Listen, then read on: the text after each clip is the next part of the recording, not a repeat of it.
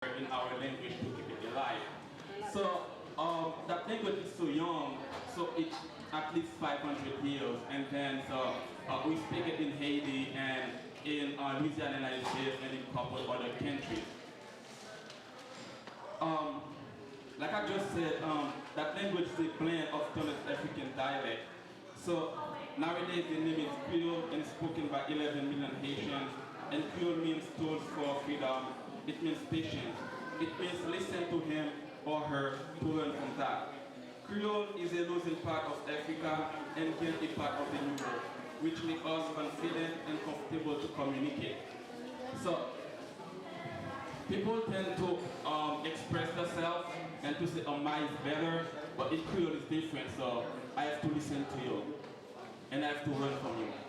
Even though I'm going to lose a part of me, but I'm going to gain another part. So most of the time, people they put accent on what they are going to lose. I'm going to lose my culture, I'm going to lose my language. Yeah, you are going, but you are going to take another thing. So try to gain like the most important of what you need from it. So that's it, that's what it is nowadays. So that's what we speak and we feel like comfortable and this freedom and we are happy to do it. So the poem is going to be the verb to love. So you are not going to understand because I speak Creole, but I'm going to try to make like some gesture or some movement and then you can really understand. So what is it?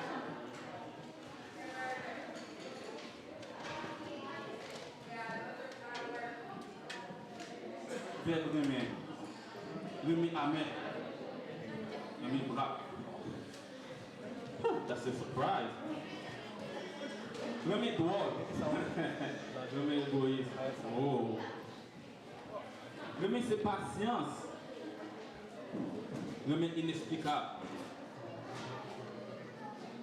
Remy c'est embrasser. Remy c'est caresser. Remy c'est parole douce.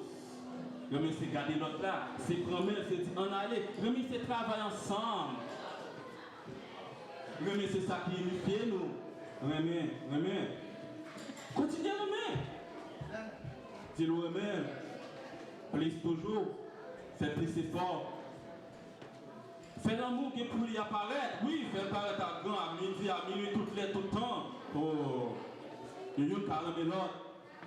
Nous avons continuer à marcher à l'autre. Et nous avons fait la vie plus belle, plus bon, plus bien, toujours pour demain pour nous vivre ensemble. Un n'est pas plus important. Si nous nous parlons de l'autre la vraie, on nous continue à ensemble, différentes couleurs ou pas, différentes langues ou pas, mais nous pouvons mélanger pour nous faire un seul ensemble. Thank you so much.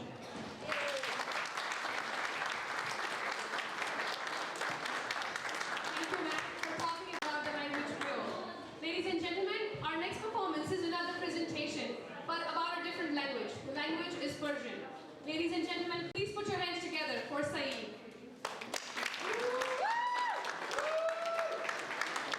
We'll give him a few minutes to just get ready for his presentation.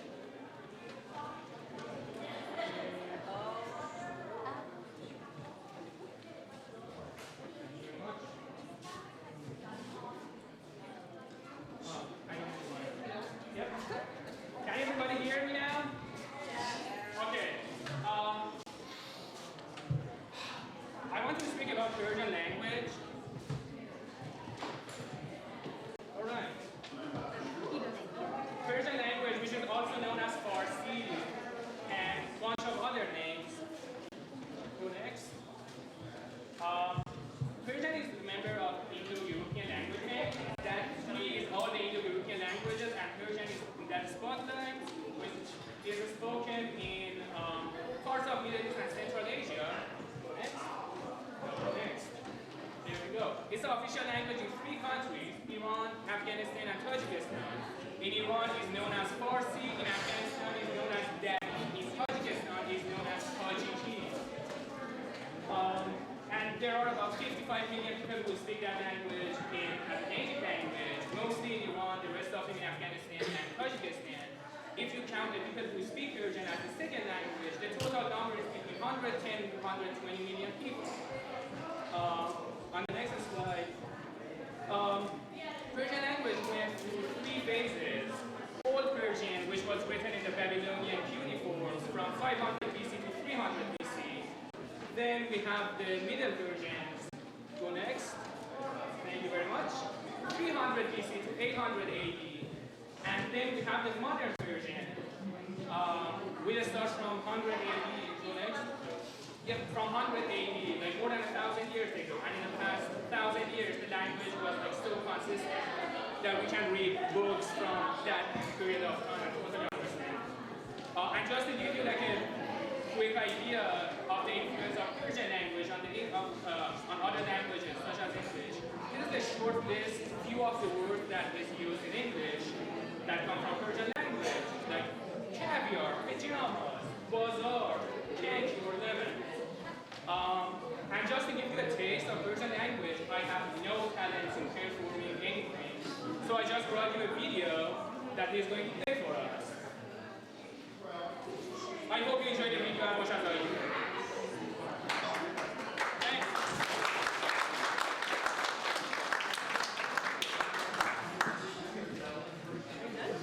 No. Where did it go? That's not okay.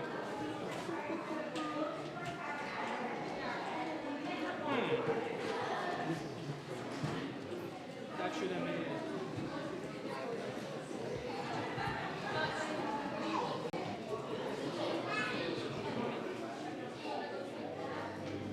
Okay.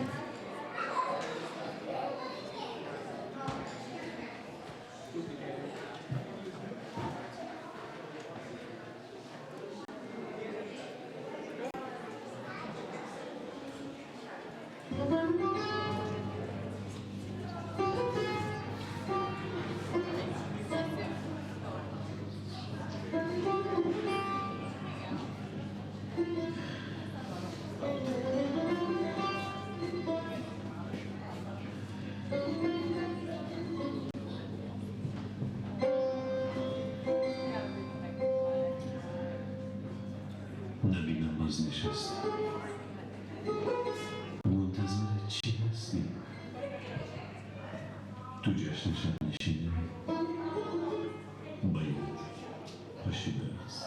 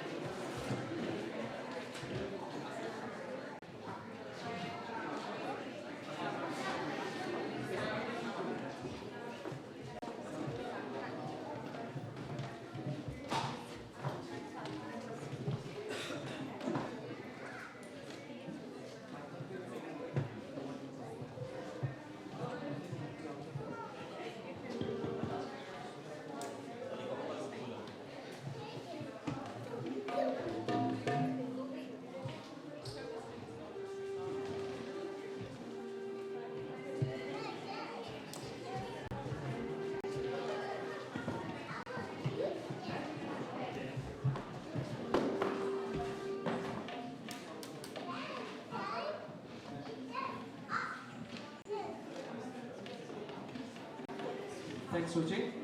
We're going to perform actually 3 songs. First one will be our historical song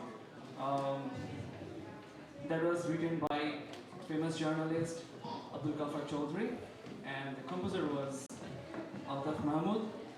This song was actually written for the who sacrificed their lives for the language movement in 1952. So this song was dedicated for them. So I'm requesting those who are Bengali people here, just sing with me. Amar Bhai Raktarangan Kushi February.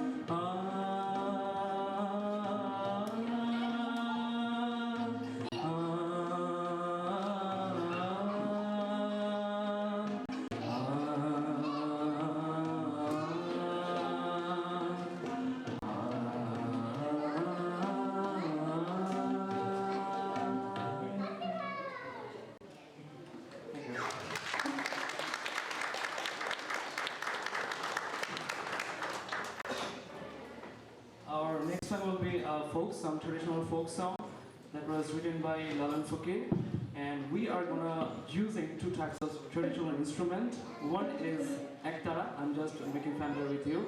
One string instrument here, and another is konjoni. So we are gonna perform using these 2 instruments.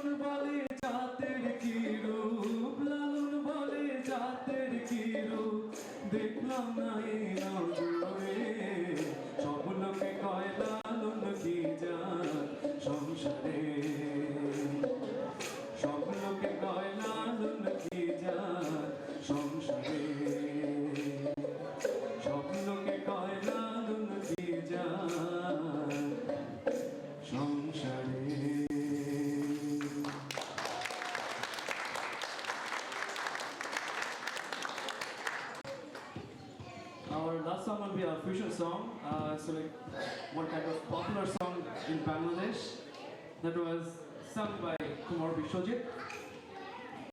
So let's play. তোমরা একতারা বাজাইও না, ঢাক ঢোল বাজাইও না,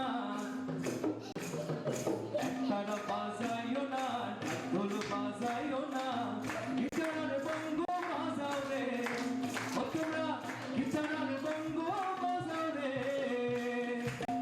একতারা বাজাইলে মনে পড়া যায় আমার, একতারা বাজাইলে মনে পড়া যায়, একদিন বাঙালি ছিলাম রে, একদিন বাঙালি ছিলাম রে, আলতা পড়িও না, তোমরা শাড়ি পড়িও না, আলতা পড়িও না, শাড়ি পড়িও না, প্যান্টার ম্যাক্সি পরো রে, ও তোমরা প্যান্টার ম্যাক্সি পরো রে, আলতা শাড়ি পরিলে মনে পুরা যায় আমার, আলতা শাড়ি পরিলে মনে পুরা যায়, একদিন বাঙালি ছিলাম রে, একদিন বাঙালি ছিলাম রে, শুক্তো রাধিও না, তোমরা পায়েস রাধিও না, শুক্তো রাধিও না, পায়েস রাধিও না, চাইনিজ আর মোগলাই রাধো রে, ও তোমরা মোগলাই আর চাইনিজ রাধো রে, শুক্তো পায়েস রাধিলে মনে পড়া যায় আমার, শুক্তো পায়েস রাধিলে মনে পড়া যায়, একদিন বাঙালি ছিলাম রে, একদিন বাঙালি ছিলাম রে, একদিন বাঙালি ছিলাম রে, একদিন বাঙালি ছিলাম রে, একদিন বাঙালি ছিলাম রে, একদিন বাঙালি ছিলাম রে।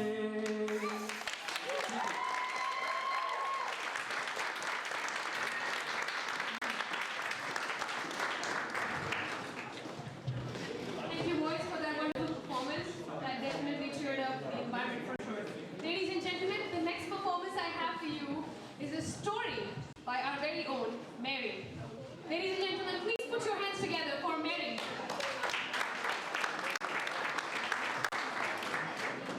First thing I would like to do is to invite all of you who are standing one forward and sit along here or take some on microphone. I really very much to be comfortable. So please, take a moment and come forward, have a seat. Stay where you are, whatever.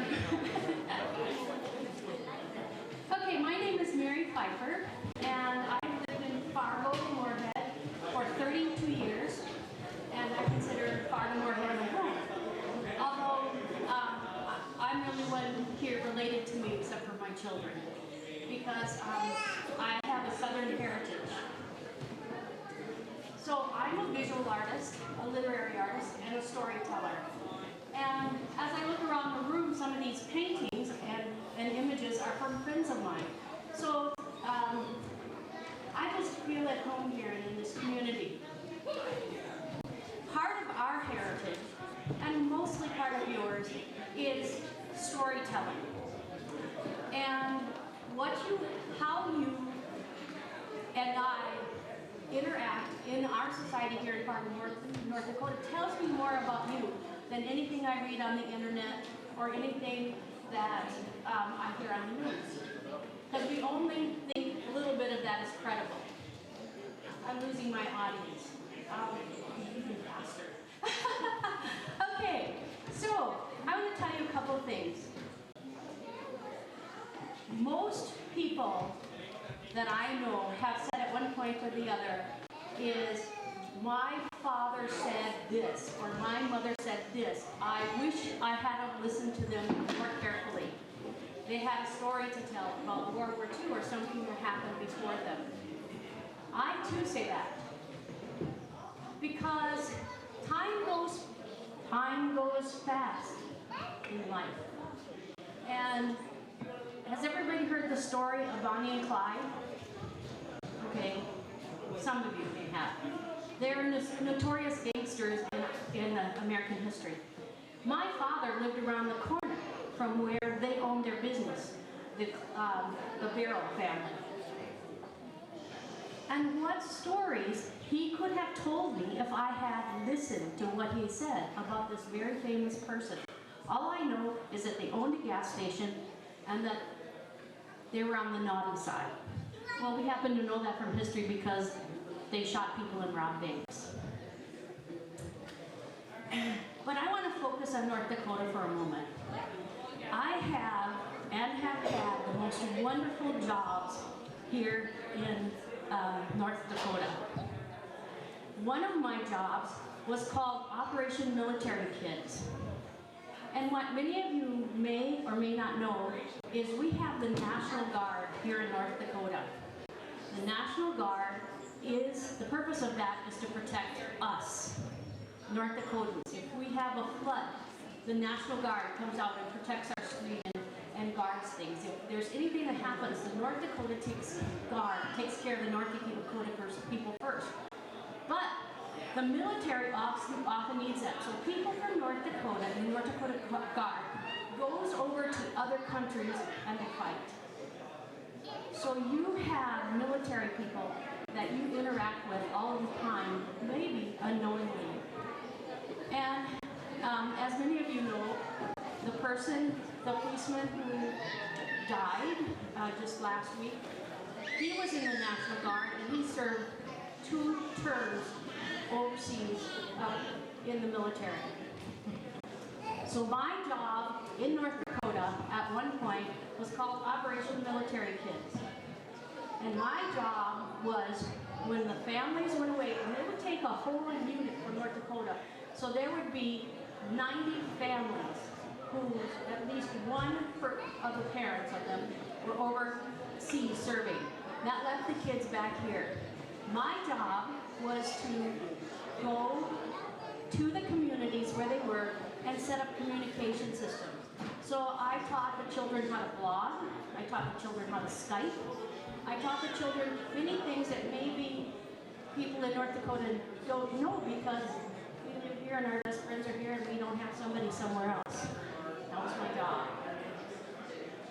One of the things that we did in this job in North Dakota is we would go out to the town that this, like Wapaton or New Rockford or wherever there's people that were going to be deployed. We would go out there and we would be there the day the parent left. And what we would do is we'd do a parallel activity. And that was to keep talking points between the parents and the children. So if the father or mother who was going away was getting shots, we would have little teddy bears that we would let the kids give shots. Or we'd talk to them about why you get shots. When they were going to the exercise spot, we would give the children exercises too, because you have to pass a physical to go in the military overseas. So we did parallel activities. But at one point, the military people leaving would do paperwork. And so for children, we were thinking, what's paperwork? What's paperwork? So what we did is we had them make cards for their parents that were leaving. And we took these cards and we put them in their backpack without their parents knowing. So whenever they were going through the stuff, they would then find a message from their children. And to me, there were more times I cried than I laughed, but I also laughed. And I will tell you about a couple of those times that touched my heart. One little girl insisted on having, her parent was already deployed. Her mother was deployed and her father was going to be deployed, so she was going to stay with her grandparents. And when she came here, she said she wanted her picture taken like this.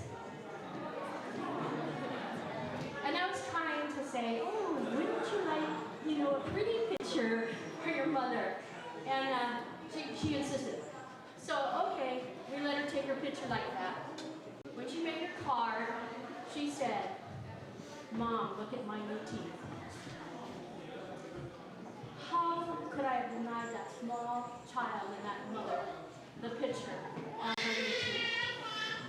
I learned at that moment that whatever that child or those children asked of me, I would do it like they wanted.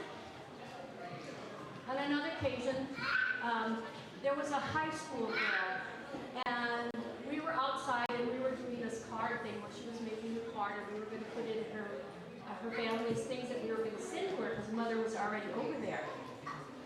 And everybody was done but her, and they went and got in the bus and we said, "You have to hurry up, the bus is going to leave, blah, blah, blah." She started crying because it was so important to her to get this message to her mother that she wanted to say. And so she left.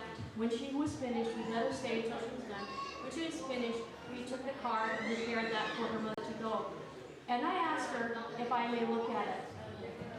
And in this card, she said, "Mom, I know you're in the caves of Afghanistan. So every day, I have your picture in my locker at school. So you're in my cave.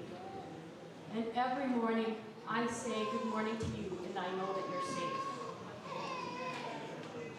These are the things that really touch my soul with these children. But working with children, they don't make me cry every time, but they do touch my soul. And there was this one time we were packing all these things to send over to their military, and I had a card and I was supposed to find the right bag for the card. So I had to look at the card, the papers of the bag, to see whose bag I should put it in. And there was this one that said, "Hi Dad, I love you."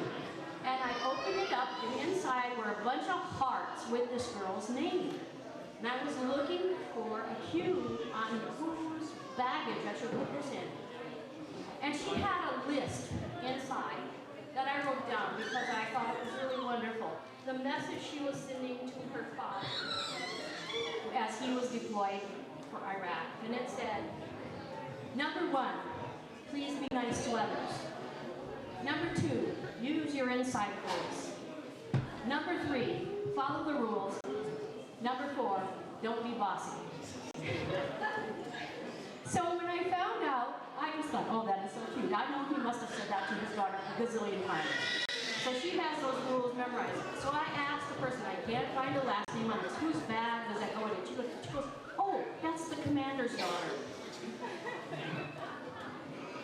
So with this wonderful, wonderful job that I have, I no longer have that job. We no longer have the service in North Dakota for our military people because it was part of the military cuts. So I had 19 laptops, I had iPads, I had all kinds of equipment that was all being commissioned and sent back. And now we're waiting for any other kind of funding that we can have to start this program back up. But I want you to know, even without funding, there was a method to do this. I would do this job. And I know that I can say to other North Dakota people, this needs to be done. And I probably could say it to you. And you would be willing to help me, and we could do this. But there's no method set up for that now. So, I would just like to leave you with these 4 little sentences. Use your inside voice. Be kind to other troops. Follow the rules, and don't be bossy. Thank you. Thank you, Mary, for sharing those experiences and heart-touching stories. Thank you. Ladies and gentlemen, our next performer's name is Upasana. You actually heard her singing in the beginning. She's going to recite 2 poems in Bengali. Her poems describe the current turmoils and chronic problems of the world and a war against it. She stands against hunger, oppression, and suffering of humankind. Ladies and gentlemen, please put your hands together for Upasana.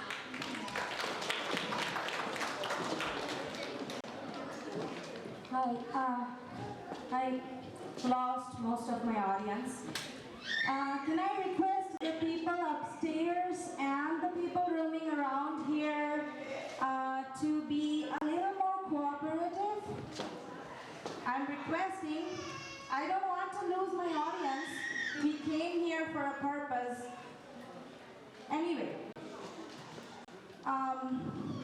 you will not be entertained by my performance today. But one thing I should tell you, you should listen to me very carefully. Today, I am here to spread hatred. Shocking? But yes, I deliberately want to spread hatred against hunger, against oppression, and against suffering of all human and living kind.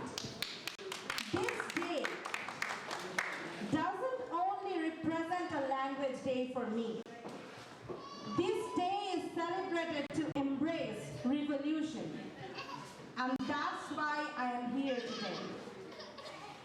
I will not hesitate or I will not be ashamed to tell you that I come from a country which is called developing, but it truly is not. The country which has been independent for almost 70 long years, but 50% or more than 50% of the people don't exactly know what's the actual meaning of independence. Where thousands of people are dying out of hunger, what does independence exactly mean to them? A country where women are worshipped as goddess, but hundreds of girls are being raped every day. Today,